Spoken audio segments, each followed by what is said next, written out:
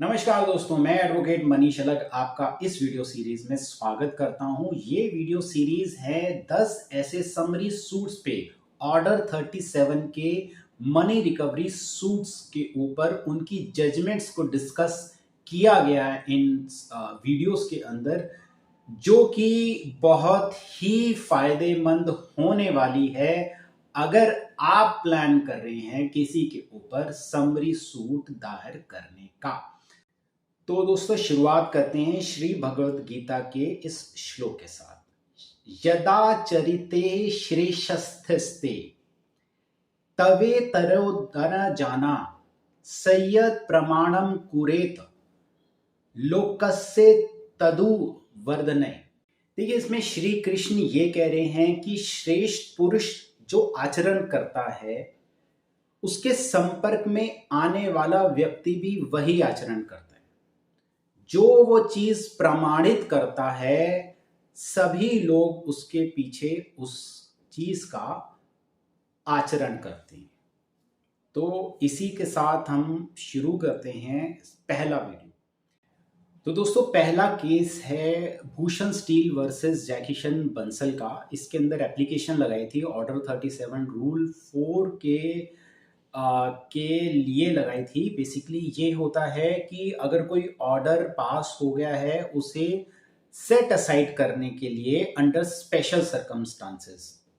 Order 37 rule 4 ये कहता है कि अगर ऐसे कोई स्पेशल सर्कमस्टांसेस रहे हैं कि जिनको मद्देनजर रखते हुए जो ऑलरेडी डिक्री पास हो गई है उसे सेट असाइड करके दोबारा से डिफेंडेंट को ये मौका दिया जाए कि वो अपना लीव टू डिफेंड दोबारा से पेश कर सके।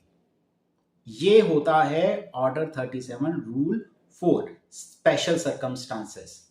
इसका थोड़ा सा बैकग्राउंड जान लेते हैं। इसका बैकग्राउंड ये है कि चेक बाउंस का केस था और इसी के चेक बाउंस से ही रिलेटेड उसी के ऊपर ऑर्डर 37 का केस किया गया था और उस केस के अंदर समनिंग की गई थी नॉर्मल जैसे होती है, लेकिन वो समनिंग प्रॉपर ना होने की वजह से पब्लिकेशन की गई थी और इस चीज को प्रॉपर नोट किया गया था रजिस्ट्रार के द्वारा। और इसी चीज को मद्देनजर रखते हुए डिक्री पास हुई थी 26,72,262 रुपए की 9% इंटरेस्ट के साथ। तो अब ये देखते हैं कि डिफेंडेंट ने किस बेसिस के ऊपर ये एप्लीकेशन फाइल की थी। बेसिकली डिफेंडेंट के ऊपर चेक बाउंस का केस भी चल रहा था under section 138 of negotiable instrument act. जब 2005 में मतलब ये जो डिक्री पास हुई थी ये उस चेक बाउंस के केस के अंदर भी मेंशनिंग की गई कंप्लेनेंट की तरफ से, जब उन्होंने ये कहा कि इनके ऊपर ऑलरेडी हमने केस किया हुआ है और वो हम जीते हुए हैं, ये रही उसकी डिक्री।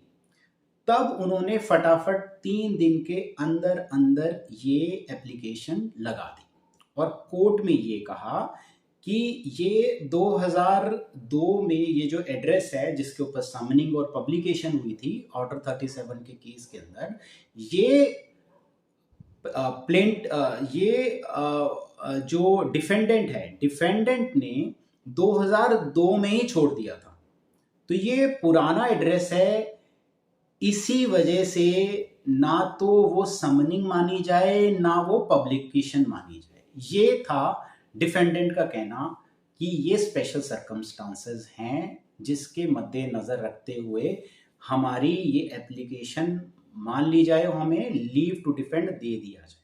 अब जब ये चीज सामने आई तो जो प्लेंटिफ है जिसने ये केस किया था ऑर्डर 37 का, उसने जवाब में ये कहा कि इन्होंने चेक बाउंस के केस के अंदर 2005 के अंदर जो एफिडेविट दाखिल किया उसके अंदर सेम वही एड्रेस है जो जिस एड्रेस पे समनिंग और पब्लिकेशन हुई, प्लस 2004 के अंदर इन्होंने कुछ केसेस किए थे हमारे ऊपर उसके अंदर भी जो डिफेंडेंट थे उन्होंने सेम एड्रेस कहा था।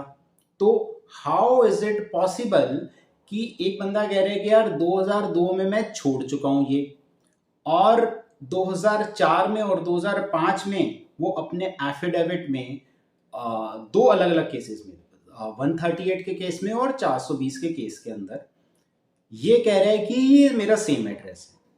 फिर रेफरेंस दिया गया रजनी कुमार वर्सेस सुरेश कुमार मल्होत्रा के केस में, जो माननीय सुप्रीम कोर्ट ने ये कहा था कि स्पेशल सर्कमस्टांसेस की कोई डेफिनेशन नहीं है, ये केस टू केस डिपेंड करता है कि वो क्या स्पेशल सर्कमस्टांसेस रहे थे या नहीं रहे थे। तो अल्टीमेटली ये जो उनकी प्ली थी, ये जो एप्लीकेशन थी, वो खारिज कर दी गई, डिसमिस कर दी गई।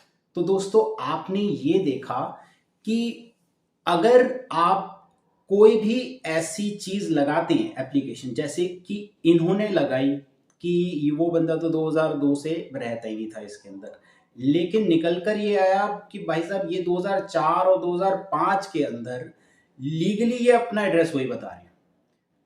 तो अगर कोई ऐसी प्ली ले जिसका बेस ही ना हो तो वो अपरेट रिजेक्ट कर दी जाएगी। तो दोस्तों आपने ये देखा कि बेसलेस अगर कोई चीज लगाते हैं, एप्लीकेशन लगाते भी हैं, तब भी वो एंटरटेन नहीं की जाएगी कोर्ट के अंदर। अब इसी से रिलेटेड एक और केस है, राम कुमार अग्रवाल वर्सेस गोपी किशन का केस था। इसके अंदर भी एक्स पार्टी डिक्री दे दी गई थी और एप्लीकेशन सेम लगाई गई थी, लेकिन निकल कर ये आया था कि इसके अंदर जो डिफेंडेंट है उसका फॉल्ट नहीं था, उसको वाकई में उसकी समनिंग नहीं हुई थी। तो इस केस में उल्टा डिसाइड हुआ था, मतलब कि लीव टू डिफेंड जो है वो अलाउ कर दिया गया था। तो दोस्तों ये था पहला वीडियो। इसी के साथ मैं मनीष अलग आपसे इजाज़त चाहता हूँ। नमस्कार।